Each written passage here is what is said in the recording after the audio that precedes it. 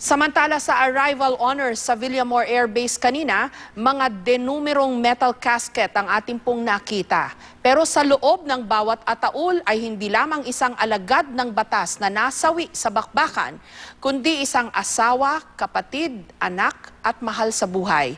Kilalanin natin sila sa report ni JP Soriano.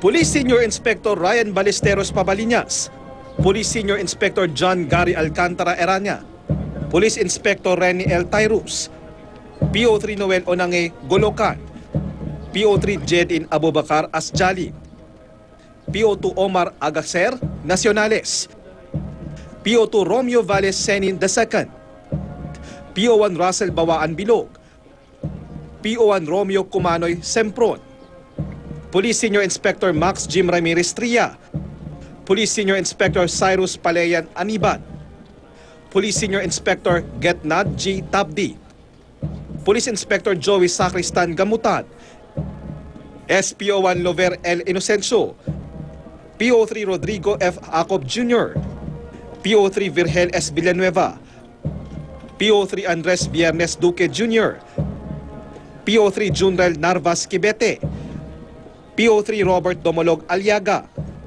PO3 John Lloyd Rebamonte Sumbilla, PO2 Peterson I. Karap, PO2 Glenn Beresio Bedwa, PO2 Chum Gok Ong Agabon, PO2 Richel Salangan Baluga, PO2 Noel Debrida Balaka, PO2 Joel Bimidang Dulnuan, PO2 Godofredo Basak Cabanlet, PO2 Franklin Kadap Danao, PO2 Walner Faustino Danao, PO1 Angel C. Kodyamat, PO1 Windeliano Candano, PO1 Loreto Guyap Kapinding II, PO1 Gringo Charag Kayang-o, PO1 Mark Lori Orloque Clemencio, PO1 Joseph Gumatay Sagonoy, PO1 Olivet Liguatan Viernes, PO2 Aman Miswari Esmudia, PO2 Roger C. Cordero, PO2 Nicky D. Sinasino Jr., PO2 Jerry Dailay Kayob,